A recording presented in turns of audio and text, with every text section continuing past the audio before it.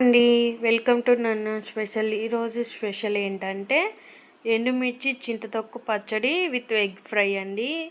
చాలా టేస్టీగా ఉంటుంది. Trust me. ఎండుమిర్చి అండి 15 తీసుకున్నాను. 4 టమాటోలు పీసెస్ కింద చేసుకున్నాను. ఆనియన్స్ పీస్ కింద చేసుకుని 4 వెల్లుల్లి, చింతతొక్కు అండి, కల్లుప్పు, జీలకర్ర. అంతే అండి. ఎండుమిర్చి చింతతొక్కు పచ్చడికి రెడీ చేద్దాం రండి. సో ప్యాన్ పెట్టేసి 1 టేబుల్ స్పూన్ ఆయిల్ వేయండి. కొంచెం చాలండి, ఆయిల్ ఎక్కువేం అవసరం లేదు. చూడండి, కొంచెం 1 టేబుల్ స్పూన్ జీలకర్ర యాడ్ చేశాను. దాంట్లో ఎండుమిర్చి యాడ్ చేసుకున్నాను. ఒక 15 తీసుకున్నానండి నేను ఎండుమిర్చి. మీరు కొంచెం కారం తినే వాళ్ళు అయితే కొంచెం ఎక్కువే తీసుకోండి, పర్లేదు. 4 టమాటోస్కి మీరు ఎన్నైతే వేసుకుంటారో అలా తీసుకోండి. ఇప్పుడు ఈ ఎండుమిర్చి జీలకర్ర అంతా కూడా ఒక బౌల్లోకి తీసుకున్నాను. ఇప్పుడు మిగిలిన ఆయిల్లో 4 టమాటో పీసెస్ వేసి మగ్గనిచ్చేసాను. సో ఇప్పుడు రోటిలో ఎండుమిర్చి జీలకర్ర ఏదైతే ఉందో అది ముందుగా వేసి దాంట్లో కొంచెం ఒక టేబుల్ స్పూన్ ఉప్పు యాడ్ చేసుకొని ఇలా రుబ్బుకోవాలండి. మెత్తగా దంచుకోండి. ఎండుమిర్చి మెత్తగా అవ్వాలండి. ఈ పచ్చడి ట్రస్ట్ మీ చాలా టేస్ట్ ఉంటుందండి. వేడివేడి అన్నంలో కొంచెం నెయ్యి వేసుకొని తినండి, చాలా బాగుంటుంది. మేము చింతతొక్కు అంటామండి, కొంతమంది ఉప్పు తొక్కు అంటారు, కొంతమంది చింతకాయ తొక్కు అంటారు. చాలా విధాలుగా పిలుస్తారు దాన్ని. చాలా టేస్ట్ ఉంటుందండి అది వేసుకోవటం వల్ల. పచ్చడిలో మనం చింతకాయలు దొరుకుతాయి కదా పచ్చివి, వాటితో నిల్వ పచ్చడి చేస్తారండి. దాన్ని చింతతొక్కు అంటారు. ఇలా ఎండుమిర్చిని మెత్తగా దంచేసుకోవాలి. ఎండుమిర్చి జీలకర్ర ఉప్పు యాడ్ చేసి ఇలా మెత్తగా దంచుకున్నాం మనము. చూసారు కదా, ఇలా మెత్తగా దంచుకోవాలండి. ఏ పచ్చడైనా సరే రోట్లో చేస్తే అమృతంలా ఉంటుందండి. మిక్సీల జోలు వెళ్ళకండి. ఎంత కాలం అన్నా సరే మన అమ్మమ్మ టేస్ట్లు వేరు కదండి. సో రోట్లో ప్రిపేర్ చేయండి ఏ పచ్చడైనా కూడా. మనం బయట ఈజీగా దొరుకుతున్నాయి కదా రోళ్ళు, చిన్న సైజు తెచ్చుకుంటే సరిపోతుంది, ఎక్కువ పెద్ద సైజు కాకపోయినా. ఇప్పుడు ఈ చింతతొక్కు ఏదైతే ఉందో అది యాడ్ చేసి తొక్కేసానండి. ఇలా మెత్తగా తొక్కుకుందాము పచ్చడిని. చూపించిన విధంగా తొక్కేసేయండి మెత్తగా.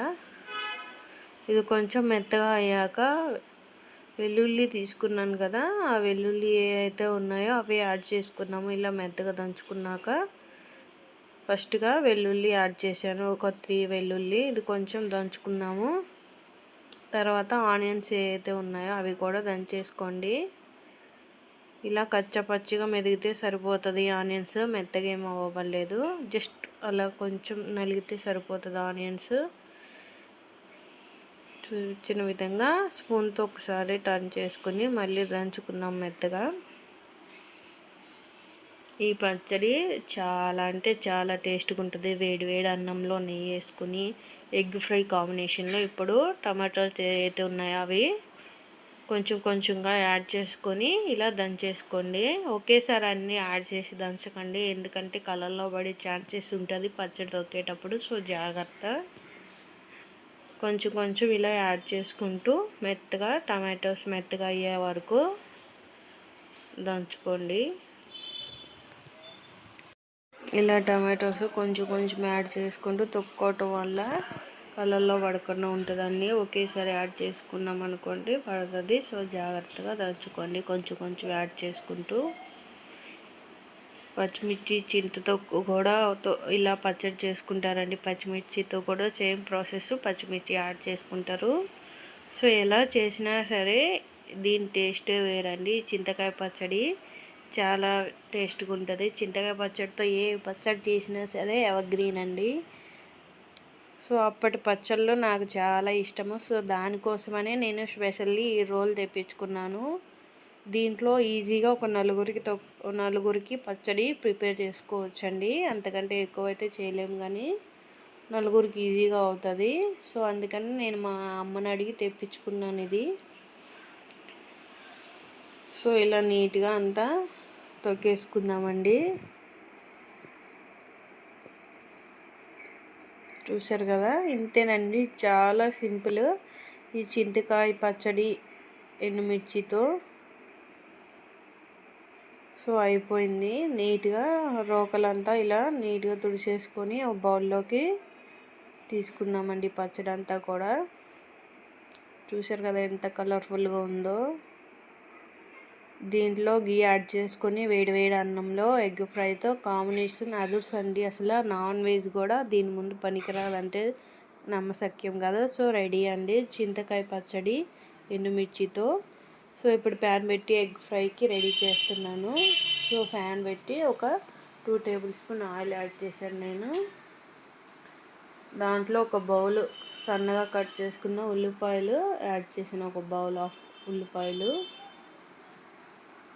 ఇవి కొంచెం ఫ్రై అయ్యాక ఒక 1 మినిట్ అలా ఫ్రై అయ్యాక సాల్ట్ యాడ్ చేసుకున్నాము. ముందుగా సాల్ట్ యాడ్ చేయటం వల్ల ఆనియన్స్ త్వరగా మెత్తబడతాయండి. ఇది అందరికీ తెలిసిన టెక్నిక్ అనుకుంటున్నాను. ఆనియన్స్ ఎప్పుడైనా త్వరగా కుక్ అవ్వాలంటే సాల్ట్ యాడ్ చేసుకుంటే త్వరగా కుక్ అవుతాయండి.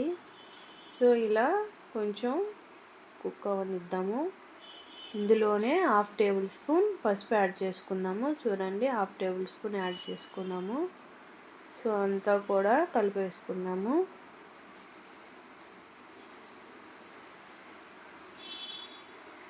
చూపించిన విధంగా అంతా కలిపేసుకొని ఉల్లిపాయలు బాగా మగ్గనిద్దాము.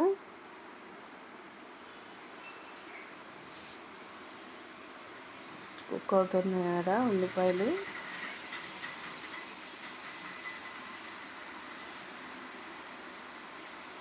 ఇలా బాగా కుక్ అయ్యాక దాన్ని ఇంకొకసారి మధ్యలో ఇలా కలుపుకుంటూ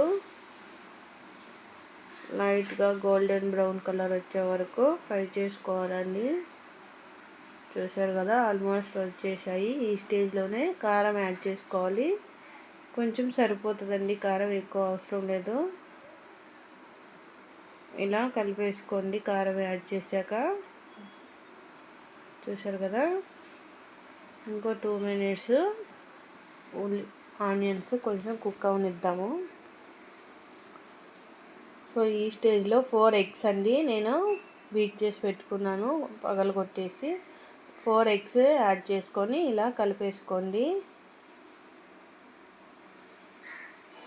సో నీట్గా అడుగంటకుండా ఇలా కలిపేసుకుంటూ ఉండండి.